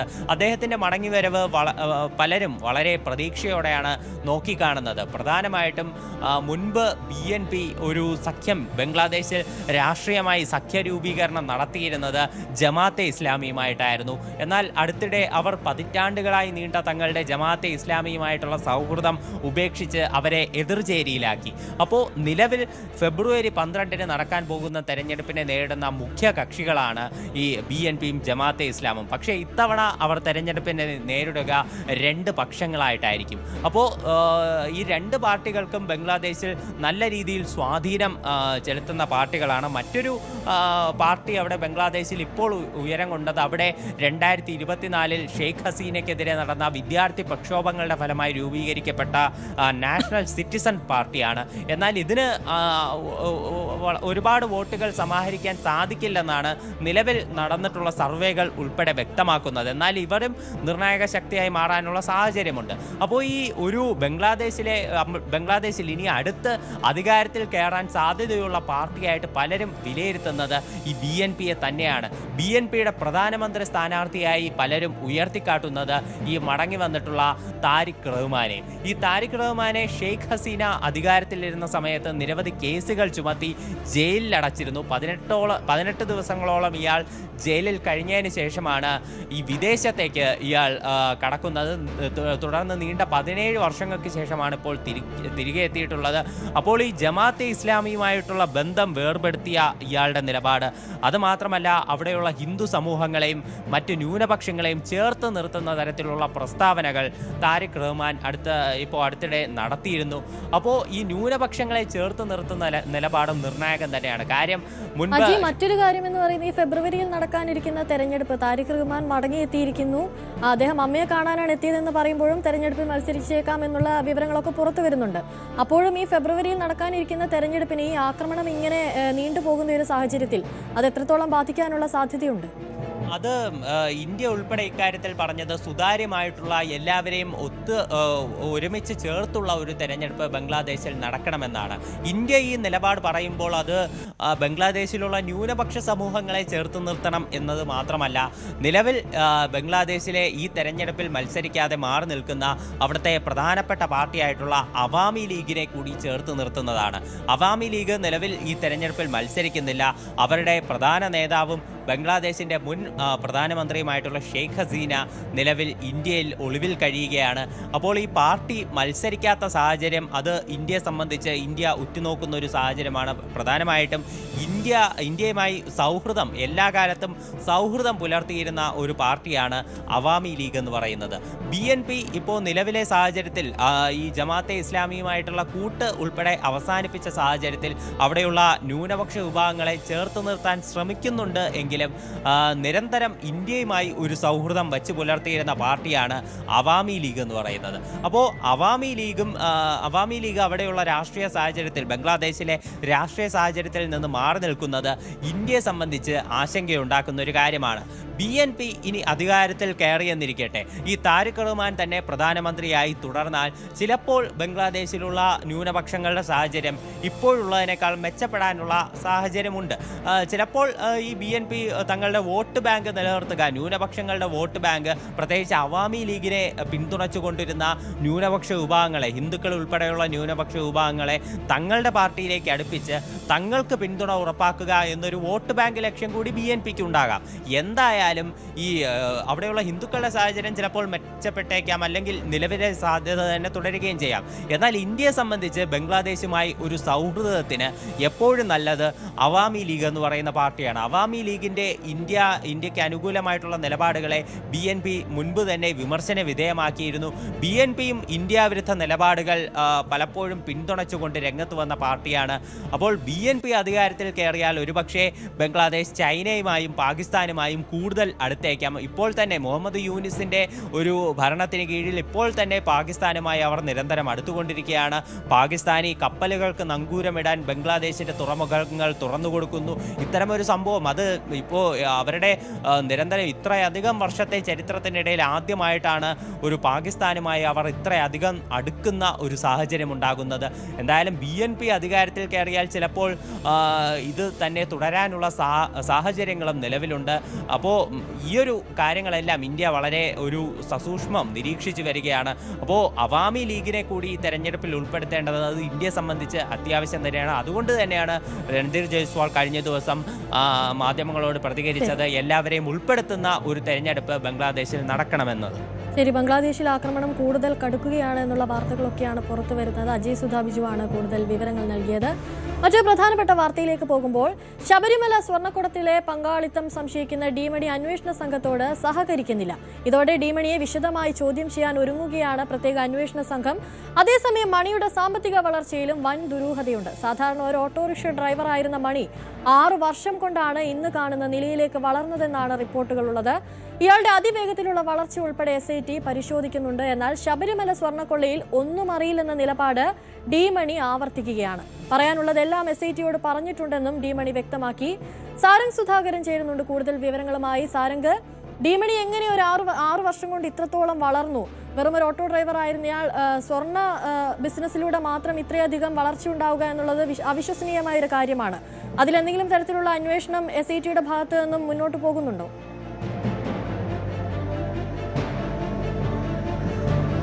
അനുശ്രീ, തീർച്ചയായും. കാരണം ഈയൊരു സ്വർണ്ണക്കൊള്ളയുമായി ബന്ധപ്പെട്ട കാര്യങ്ങൾ പുറത്തു വന്നപ്പോൾ തന്നെ സൂചിപ്പിച്ച ഒന്നായിരുന്നു ഈ ഒരു അന്താരാഷ്ട്ര തലത്തിലുള്ള തട്ടിപ്പ് സംഘവുമായി ചേർന്നിട്ടുള്ള ഒരു ബന്ധം. അതുമായി ചേർത്ത് വെച്ചുകൊണ്ട് തന്നെയാണ് ഇപ്പോൾ ഡി മണിയുടെ പേരും കൂട്ടി വായിക്കുന്നത്. കാരണം വളരെ ചുരുങ്ങിയ സമയം കൊണ്ട് തന്നെ അനുശ്രീ സൂചിപ്പിച്ചതുപോലെ തന്നെ വളരെ ചുരുങ്ങിയ സമയം കൊണ്ടാണ് ഓട്ടോ ഡ്രൈവർ എന്നുള്ള രീതിയിൽ നിന്നും അദ്ദേഹം ഇപ്പോൾ വലിയൊരു സമ്പത്തിനുടമയായി മാറിയിരിക്കുന്നത്. ഈ ഒരു സ്വർണ്ണക്കൊള്ള, അതായത് ശബരിമലയുമായി ബന്ധപ്പെട്ടിട്ടുള്ള സ്വർണ്ണക്കൊള്ളയും ഒപ്പം പത്മനാഭസ്വാമി ക്ഷേത്രത്തിൽ അടക്കം നടത്താൻ ഉദ്ദേശിച്ചിരുന്ന സ്വർണ്ണക്കൊള്ളയുമായി ബന്ധപ്പെടുത്തി നോക്കുകയാണെന്നുണ്ടെങ്കിൽ ഇയാളുടെ ഈ ഒരു വളർച്ച ഇതുമായി ബന്ധപ്പെട്ടാണോ, അതായത് ഈ ഒരു അന്താരാഷ്ട്ര പുരാവസ്തു തട്ടിപ്പ് സംഘവുമായി ബന്ധമുള്ളത് കൊണ്ടാണോ ഈ ഒരു വളർച്ച ഉണ്ടായിട്ടുള്ളത്? അങ്ങനെയുള്ള തരത്തിലുള്ള അന്വേഷണമാണ് ഇപ്പോൾ പുരോഗമിക്കുന്നത്. കാരണം കഴിഞ്ഞ ദിവസം അടക്കം നടത്തിയ ചോദ്യം ചെയ്യലിലും അടക്കം ഇയാൾ കൃത്യമായ ഒരു മറുപടി നൽകിയില്ല, അതായത് വിശദാംശങ്ങൾ നൽകിയിട്ടില്ല എന്ന് SIT പുറത്തുവിടുന്ന കാര്യം. ഇതിനൊപ്പം തന്നെ ഇയാളുടെ ഒരു വളർച്ചയും ഒപ്പം വ്യവസായിയുടെ ഒരു മൊഴി കൂടി കണക്കിലെടുത്താണ് ഡി മണിയിലേക്ക് അന്വേഷണ സംഘം എത്തിയത്. അതായത് വളരെ കുറച്ച് ദിവസങ്ങൾക്ക് മുൻപാണ് ഈ ഒരു ഡി മണിയുടെ പേര് ഈ ഒരു അന്വേഷണത്തിന്റെ പരിധിയിൽ വരികയും ഒപ്പം പെട്ടെന്ന് തന്നെ അന്വേഷണ സംഘം ഡി മണിയിലേക്ക് എത്തുകയും ചെയ്തു. പക്ഷേ ചോദ്യം ചെയ്യലിൽ ഇയാൾ സഹകരിക്കുന്നില്ല. കൂടുതൽ ഇയാളുടെ പശ്ചാത്തലം അടക്കം കൂടുതൽ പരിശോധിക്കാൻ തമിഴ്നാട് പോലീസിന്റെ അടക്കം സഹായം തേടിയിട്ടുണ്ട് ഇപ്പോൾ പ്രത്യേക അന്വേഷണ സംഘം. ഇതിനൊപ്പം തന്നെ കേരളത്തിൽ നടന്നിട്ടുള്ള ഈ കൊള്ള അത് ശബരിമല ക്ഷേത്രത്തിൽ മാത്രമാണോ ഒതുങ്ങി നിന്നത്? ഈ ഒരു സംഘം പത്മനാഭസ്വാമി ക്ഷേത്രത്തിലടക്കം ഈ ഒരു തട്ടിപ്പ് നടത്താനുള്ള ഒരു ശ്രമം നടത്തിയിരുന്നു എന്നടക്കമുള്ള വിവരങ്ങൾ പുറത്തു വരുന്നുണ്ട്. 4 പഞ്ചലോക വിഗ്രഹം ശബരിമലയിൽ നിന്നും കടത്തി എന്ന വിവരവും പുറത്തു വരുന്നുണ്ട്. ഇതിലെല്ലാം SITക്ക് സ്ഥിരീകരണം ഉണ്ടാകണം. ഒപ്പം തന്നെ ഇത് എവിടേക്ക് എത്തിച്ചു, അതായത് അന്താരാഷ്ട്ര മാർക്കറ്റിലേക്ക് എത്തിച്ചോ അല്ലെങ്കിൽ രാജ്യത്ത് തന്നെയുള്ള ഏതെങ്കിലും വ്യവസായിയിലേക്കാണോ എത്തിയത്? അങ്ങനെയാണെങ്കിൽ ആ തൊണ്ടിമുതലടക്കം കണ്ടെടുക്കേണ്ട ഒരു സാഹചര്യമുണ്ട്. ഒപ്പം സ്വർണം, അതായത് ഈ ഒരു കട്ടിളപ്പാളിയിൽ നിന്നും ദ്വാരപാലക ശില്പത്തിൽ നിന്നടക്കം കണ്ടെടുത്തുള്ള, അതായത് കൊള്ള നടത്തിയിട്ടുള്ള സ്വർണം വീണ്ടെടുക്കേണ്ടതുണ്ട്. ഇതെല്ലാം കണ്ടെത്തുകയും ഒപ്പം തന്നെ ഈ ഒരു അന്താരാഷ്ട്ര ബന്ധമുണ്ടെങ്കിൽ അത് സ്ഥാപിച്ചെടുക്കുകയും അതുമായി ബന്ധപ്പെട്ട സാഹചര്യ തെളിവുകൾ ഉറപ്പിക്കുകയും ഒപ്പം കൂടുതൽ തെളിവുകൾ ഇയാളുടെ ഒരു വളർച്ചയൊപ്പം കണക്കിലെടുത്തുകൊണ്ടുള്ള തെളിവുകൾ അടക്കം ശേഖരിക്കുന്ന ഒരു ഘട്ടത്തിലാണ് ഇപ്പോൾ പ്രത്യേക അന്വേഷണ സംഘം. അതുമായി ബന്ധപ്പെട്ട് ഇന്ന് വീണ്ടും ഡി മണിയുമായി ഒരു കൂടിക്കാഴ്ച അല്ലെങ്കിൽ ഒരു ചോദ്യം ചെയ്യൽ എന്ന തരത്തിലേക്ക് അടക്കം കാര്യങ്ങൾ കടക്കുമെന്നാണ് മനസ്സിലാക്കുന്നത്. ആവശ്യമെങ്കിൽ കസ്റ്റഡിയിൽ എടുക്കാമെന്നൊരു തീരുമാനത്തിലാണ്. കാരണം ഇപ്പോൾ ആ ഒരു കസ്റ്റഡിയിലേക്കോ അറസ്റ്റിലേക്കോ കടക്കാൻ തക്ക രീതിയിലുള്ള തെളിവുകളൊന്നും ഈ അന്വേഷണ സംഘത്തിന് ലഭിച്ചിട്ടില്ല എന്നാണ് മനസ്സിലാക്കാൻ കഴിയുന്നത്. അതുകൊണ്ട് കൃത്യമായ തെളിവുകൾ അന്വേഷണ സംഘത്തിന് മുൻപിൽ എത്തിയതിനു ശേഷം മാത്രമേ കൂടുതൽ നിയമ നടപടിയുമായി മുന്നോട്ട് പോവുകയുള്ളൂ. പക്ഷേ ഒരു ഡി മണി എന്നൊരു വ്യക്തി, ഇയാളല്ല എന്ന് പറയുമ്പോൾ പോലും ഈ ഒരു ഡി മണി എന്ന് പറയുന്ന വ്യക്തി ഈ ഒരു ശബരിമല സ്വർണ്ണക്കൊള്ളയുമായി ബന്ധപ്പെട്ട് കൃത്യമായ ഇടപെടലുകൾ നടത്തിയിട്ടുണ്ട്. ഈ ഒരു ഉന്നതരടക്കം ഉൾപ്പെട്ടിട്ടുള്ള ഗൂഢാലോചനയിലടക്കം ഇയാൾ പങ്കാളികളായിട്ടുണ്ട്. ഒപ്പം സാമ്പത്തിക ക്രയവിക്രയങ്ങളിലടക്കം ഇയാൾ പങ്കാളിയായിട്ടുണ്ടെന്നാണ് ലഭിക്കുന്ന വിവരം. അതുകൊണ്ട് തന്നെ കൂടുതൽ ഉന്നതരിലേക്ക് കാര്യങ്ങൾ എത്തണമെങ്കിലും ഡി മണിയിലേക്ക് എത്തിയേ പറ്റുള്ളൂ. കാരണം ഈ ഒരു ഗൂഢാലോചനയിൽ പങ്കെടുത്ത, അതായത് ഹൈക്കോടതി അടക്കം ഇപ്പോൾ അടുത്ത് പരാമർശിച്ചതുപോലെ തന്നെ ഈ ഒരു വമ്പൻ സ്രാവുകൾ ഇതിന്റെ പിന്നിലുണ്ട്. എന്തുകൊണ്ട് വമ്പൻ സ്രാവുകളിലേക്ക് എത്തുന്നില്ല? അങ്ങനെ ആ വമ്പൻ സ്രാവുകളിലേക്ക് എത്തണമെങ്കിൽ ഈ ഒരു ഡി മണിയിലേക്കും ഒപ്പം ഡി മണിയിൽ നിന്നും ബന്ധപ്പെട്ട് നടക്കുന്ന മറ്റ് ഉന്നതരിലേക്കും ഒപ്പം ഈ ഒരു അന്താരാഷ്ട്ര മാർക്കറ്റുമായി ബന്ധപ്പെട്ട് നിൽക്കുന്ന പ്രമുഖരിലേക്കും, അത് രാജ്യാന്തര തലത്തിലാണെങ്കിലും കേരളത്തിൽ മാത്രം ഒതുങ്ങി നിൽക്കുകയാണെന്നുണ്ടെങ്കിലും അന്വേഷണ പരിധിയിൽ ഇതെല്ലാം വരും. അതിനൊപ്പം തന്നെ കൂട്ടിച്ചേർത്ത് വായിക്കേണ്ട ഒന്നാണ് കേന്ദ്ര ഏജൻസികളുടെ അന്വേഷണം. കാരണം ഇതിപ്പോൾ കേരളത്തിന്റെ ഒരു തലത്തിൽ നിന്നും മാറി അടുത്ത സംസ്ഥാനത്തിലേക്കും ഒപ്പം അന്താരാഷ്ട്ര ബന്ധമടക്കം കോടതി സംശയിച്ചതുപോലെ തന്നെ ആ രീതിയിലേക്ക് കാര്യങ്ങൾ കടക്കുകയാണ്. അങ്ങനെയാണെങ്കിൽ പെട്ടെന്ന് തന്നെ ഈ ഒരു അന്വേഷണം അത്തരത്തിലുള്ള കാര്യത്തിലേക്ക് കടക്കാനൊരു സാധ്യതയുണ്ട്. അനുശ്രീ, സാരംഗ്, അതുപോലെ തന്നെ ഈ ഡി മണി വ്യക്തമാക്കിയിരിക്കുന്നത് ഉണ്ണികൃഷ്ണൻ പോറ്റിയെ അറിയില്ല, സ്വർണ്ണക്കൊള്ളയുമായി യാതൊരു ബന്ധമില്ല എന്നൊക്കെയാണ്. അതിൽ എത്രത്തോളം യാഥാർത്ഥ്യമുണ്ട് എന്നുള്ളതൊക്കെ ഇനി അന്വേഷണത്തിൽ മാത്രമേ വ്യക്തമാവുകയുള്ളൂ. എങ്കിലും ഈ ഡി മണിക്ക് മറ്റേതെങ്കിലും അന്താരാഷ്ട്ര വിഗ്രഹക്കടത്ത് മാഫിയയുമായി ബന്ധമുണ്ടോ? അവർ ഈ കേരളത്തിലെ മറ്റേതെങ്കിലും പ്രധാനപ്പെട്ട ക്ഷേത്രത്തിൽ നിന്നും വിഗ്രഹങ്ങൾ മോഷ്ടിക്കാൻ കടത്താനുള്ള ഗൂഢാലോചന നടത്തിയിട്ടുണ്ടോ എന്നുള്ള കാര്യങ്ങളിലൊക്കെ ഇനി വ്യക്തത വരേണ്ടതില്ലേ?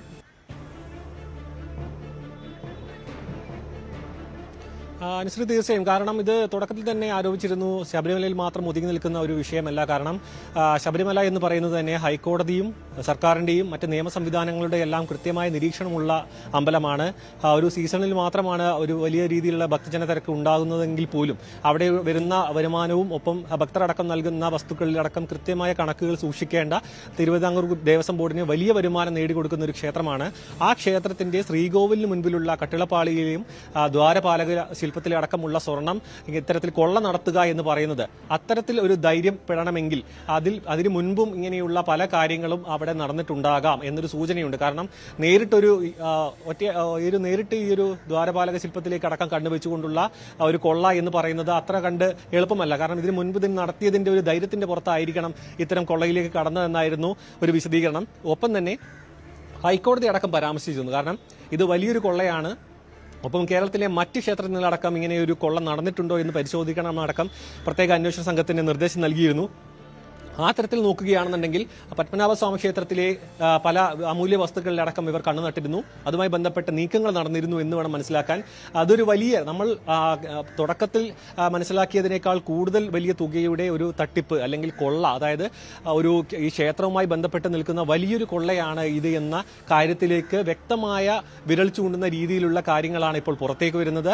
ഇത് മാത്രമല്ല, കേരളത്തിൽ ഇതുപോലെ തന്നെ സ്വർണം എന്നതിലുപരി ഈ ഒരു ക്ഷേത്രവുമായി ബന്ധപ്പെട്ട് നിൽക്കുന്ന വസ്തുക്കൾക്ക് അത് പുരാവസ്തു മാർക്കറ്റിലടക്കം നിലവിലെ മാർക്കറ്റ് വിലയേക്കാൾ ഇരട്ടി വില, അതായത് വലിയൊരു തുകയാണ് പുരാവസ്തു മാർക്കറ്റിൽ ഇതിനടക്കം നൽകുന്ന വില. കാരണം ക്ഷേത്രത്തിലെ ഒരു കേരളത്തിൽ തന്നെ പ്രസിദ്ധമായ ക്ഷേത്രങ്ങളിൽ നിന്നുള്ള അമൂല്യ വസ്തുക്കൾക്ക് വലിയ വില ലഭിക്കും മാർക്കറ്റിൽ. ഈ ഒരു പുരാവസ്തു കടത്തിലടക്കം വലിയ വില ലഭിക്കേണ്ട വസ്തുക്കളാണ്. അതുകൊണ്ട് തന്നെ ഇതുമായി ബന്ധപ്പെട്ട് കൃത്യമായി കൂടുതൽ ക്ഷേത്രങ്ങളുമായി ബന്ധപ്പെട്ട കാര്യങ്ങൾ നടന്നിട്ടുണ്ടോ എന്നാണ് ഇപ്പോൾ SITയുടെ അന്വേഷണ പരിധിയിൽ വരുന്ന കാര്യം.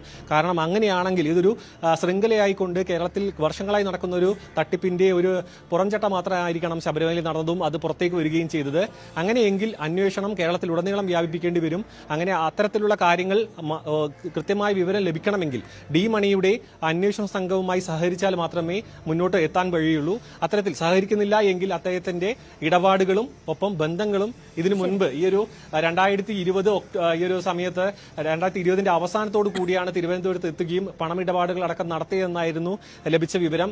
ഈ ഒരു യാത്രയടക്കം കണക്കിലെടുത്ത് അതിനുമായി ബന്ധപ്പെട്ട വിവരങ്ങളടക്കം ശേഖരിച്ചുകൊണ്ട് ചോദ്യം ചെയ്യുന്ന രീതിയിലേക്ക് അടക്കം കാര്യങ്ങൾ കടക്കേണ്ടി വരും. അങ്ങനെ ആ രീതിയിലുള്ള കാര്യങ്ങൾക്ക് വേണ്ടിയാണ് നേരത്തെ സൂചിപ്പിച്ചതുപോലെ തന്നെ തമിഴ്നാട് പോലീസിന്റെ അടക്കം ഈ ഒരു സഹായം തേടിയിട്ടുള്ളത്. ഒപ്പം ഇയാളുടെ സഹായികളിലേക്കും അന്വേഷണം വ്യാപിച്ചിട്ടുണ്ട്. കാരണം ഇപ്പോൾ വലിയൊരു വ്യവസായിയാണ്, ഒപ്പം തന്നെ വലിയ ബന്ധങ്ങളുമുണ്ട്.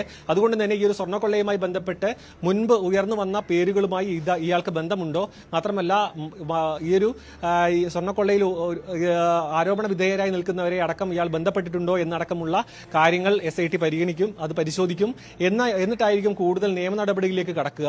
അതിനൊപ്പം തന്നെ അനുസരിച്ച് സൂചിപ്പിച്ചതുപോലെ തന്നെ ഇത് എത്ര വലിയ കോഴയാണ് അല്ലെങ്കിൽ കൊള്ളയാണ് നടന്നത് എന്നതിൽ SITക്ക് ഇപ്പോഴും കൃത്യമായ ഒരു അറിവ് നേടാൻ കഴിഞ്ഞിട്ടില്ല. കാരണം ശബരിമലയിലെ കൃത്യമായി ഉള്ള മഹസറും കാര്യങ്ങളും എല്ലാം ഉണ്ടെങ്കിലും മറ്റ് ക്ഷേത്രങ്ങളിൽ പോയിട്ടുണ്ടെങ്കിൽ അവിടെയെല്ലാം ഇത്തരത്തിൽ കൃത്യമായ രേഖകൾ സൂക്ഷിക്കുന്ന ഒരു സാഹചര്യം നിലവിൽ എല്ലാവിടെയും ഇല്ല. അങ്ങനെയാണെന്നുണ്ടെങ്കിൽ ഇതിൽ അന്വേഷണ സംഘം കൂടുതൽ പ്രതിസന്ധി നേരിടേണ്ടി വരും. ആ സമയത്താണ് ഹൈക്കോടതിയുടെ പരിധിയിൽ നിൽക്കുന്ന ഈ ഒരു CBIയുടെ അന്വേഷണം, കേന്ദ്ര ഏജൻസിയുടെ അന്വേഷണം എന്നൊരു നിയമവശം കൂടി, ആ ഒരു സാഹചര്യം കൂടി പരിഗണിക്കപ്പെടുകയും ചെയ്യും. അങ്ങനെ നോക്കുകയാണെന്നുണ്ടെങ്കിൽ വരും ദിവസങ്ങളിൽ ഇതിന്റെ കൂടുതൽ സസ്പെൻസുകൾ പൊടിയുകയും ചെയ്യും. ഗൂഢാലോചനയുടെ കാര്യം അടക്കം കൂടുതൽ വ്യക്തത വരുമെന്നാണ് മനസ്സിലാക്കുന്നത്. ശ്രീ ശരി, ശബരിമല സ്വർണ്ണക്കൊള്ളയിലെ അന്വേഷണവുമായി ഡി മണി സഹകരിക്കുന്നില്ല എന്നുള്ള വാർത്തകളാണ് പുറത്തു വരുന്നത്. സാരംഗ് സുധാകരനാണ് കൂടുതൽ വിവരങ്ങൾ നൽകിയത്. സ്വർണ്ണക്കൊള്ളയുമായി ബന്ധപ്പെട്ട മറ്റൊരു വാർത്തയിലേക്ക് തന്നെ പോകുമ്പോൾ, സ്വർണ്ണക്കൊള്ള കേസിലെ മുഖ്യപ്രതി ഉണ്ണികൃഷ്ണൻ പോറ്റിക്കൊപ്പമുള്ള മുഖ്യമന്ത്രിയുടെ ഫോട്ടോ പങ്കുവച്ച കേസിൽ കോൺഗ്രസ് നേതാവ് N സുബ്രഹ്മണ്യനെ കസ്റ്റഡിയിലെടുത്ത നടപടിയിൽ പ്രതിഷേധം ശക്തം. ചേവായൂർ പോലീസ് സ്റ്റേഷന് മുന്നിൽ കോൺഗ്രസ് പ്രവർത്തകർ കുത്തിയിരുന്ന് പ്രതിഷേധിച്ചു. തുടർന്ന് കസ്റ്റഡിയിലെടുത്ത N സുബ്രഹ്മണ്യനെ പോലീസ് വിട്ടയച്ചു.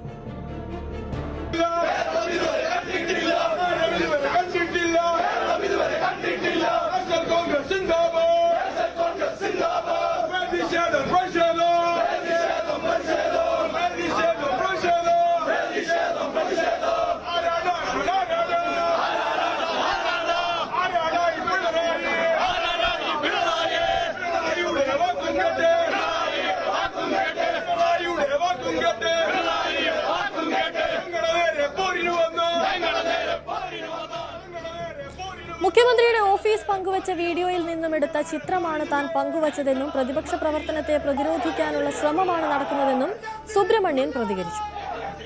പോലീസിന് സ്റ്റേറ്റ്മെന്റ് വേണമെന്ന് പറയുന്നു, ആദ്യം ഇവിടെ നിർക്കാന്ന് പറഞ്ഞു, ഇപ്പൊ പറഞ്ഞ സ്റ്റേഷനിൽ പോകണമെന്നാണ്. ഭരണകൂടത്തിന്റെ ഒരു ഏർപ്പെടല്ലേ അതൊക്കെ. അതെ, ഒരു ദിവസം കഴിഞ്ഞല്ലോ, കലാപം നേടെ നടന്നിട്ടില്ലല്ലോ. ഇതൊക്കെ പോലീസ് അതാത് സമയത്തുണ്ടാക്കുന്ന പ്രതിപക്ഷ പ്രവർത്തനത്തെ പ്രതിരോധിപ്പിക്കാനും സർക്കാരിനെതിരായിട്ടുള്ള വികാരം തിരിച്ചുവിടാൻ ഇതുകൊണ്ടൊക്കെ സാധിക്കുമെന്ന് പ്രതീക്ഷിക്കുകയാണ്. ഇതുകൊണ്ടൊന്നും സർക്കാരിനെതിരായിട്ടുള്ള വികാരമൊന്നും തിരിച്ചുവിടാൻ പോകുന്നില്ല. സർക്കാരിനെതിരായി കൂടുതൽ ആളുകൾ വികാരപ്പെട്ടുകൊണ്ടിരിക്കുകയാണ്. ഇത് ഒരു അഴിമതി സർക്കാരാണെന്നും ഇത് പുറത്തു പോകേണ്ട സർക്കാരാണെന്നും ജനങ്ങൾ ബോധ്യപ്പെട്ടിട്ടുണ്ട്. അതിലൊന്നും ഒരു സംശയമില്ല. എന്റെ പേരിലോ അതുപോലെ ആയിരക്കണക്കിന് UDF പ്രവർത്തകരുടെ പേരിലോ കേസൊന്നും എടുത്താൽ പിണറായി വിജയന് രക്ഷപ്പെടാൻ സാധിക്കില്ല. ഇത് മുഖ്യമന്ത്രിയുടെ ഓഫീസ് പുറത്തിറക്കിയ വീഡിയോ ആണത്. ആ വീഡിയോന്ന് ക്യാപ്ചർ ചെയ്ത ഫോട്ടോ അത്. ഇത് ഇത്ര സെക്കൻഡ് ഒരു 1.28.7 എന്ന് പറയുന്ന ആ പ്രത്യേകമായ ഒരു സമയത്ത് ക്യാപ്ചർ ചെയ്ത് എടുക്കുന്ന ഫോട്ടോ ആണ്. അതേ വീഡിയോ എന്നുള്ളതാണ്. പുറത്തൊന്നും നമ്മൾ എടുത്തിട്ടില്ല. ഇതിലൊരു ഫോട്ടോ എന്റെ വാളിലുള്ളപ്പോൾ ഒരു ഫോട്ടോ രാജീവ് ചന്ദ്രശേഖർ നവംബർ 29 അദ്ദേഹത്തിന്റെ ഇൻസ്റ്റഗ്രാമിലും അദ്ദേഹത്തിന്റെ ഫേസ്ബുക്കിലും പോസ്റ്റ് ചെയ്ത ഫോട്ടോ ആണ്. രാജീവ് ചന്ദ്രശേഖരനെതിരെ കേസില്ലല്ലോ, ഒരു മാസം കഴിഞ്ഞില്ലേ. MS അനീഷ് കുമാർ ചേരുന്നുണ്ട് കൂടുതൽ വിവരങ്ങളുമായി. അനീഷ് കുമാർ, ഇപ്പോഴും പ്രതിഷേധം തുടരുകയാണ്. അതുപോലെ തന്നെ ഇപ്പോൾ പ്രതിപക്ഷ നേതാവ് VD സതീശന്റെ ഭാഗത്ത് നിന്നും ഒരു പ്രതികരണം ഉണ്ടായിട്ടുണ്ട്. തങ്ങളുടെ എല്ലാ പ്രവർത്തകരോടും ഈ AI ഫോട്ടോ ഷെയർ ചെയ്യാൻ പറയും. അത്തരത്തിൽ വെല്ലുവിളി നിറഞ്ഞൊരു വാക്കുകളാണ് സതീശന്റെ ഭാഗത്ത് നിന്നും ഉണ്ടായിരിക്കുന്നത്.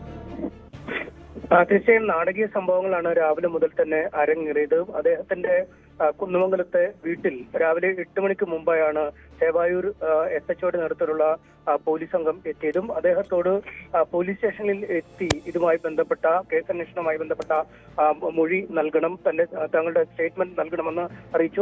അതേ തുടർന്ന് എനിക്ക് തയ്യാറെടുക്കാൻ സമയം വേണമെന്ന് അറിയിക്കുകയും ഏതാണ്ട് അരമണിക്കൂർ കഴിഞ്ഞപ്പോൾ പോലീസ് സംഘത്തിനൊപ്പം പോവുകയും ചെയ്തു.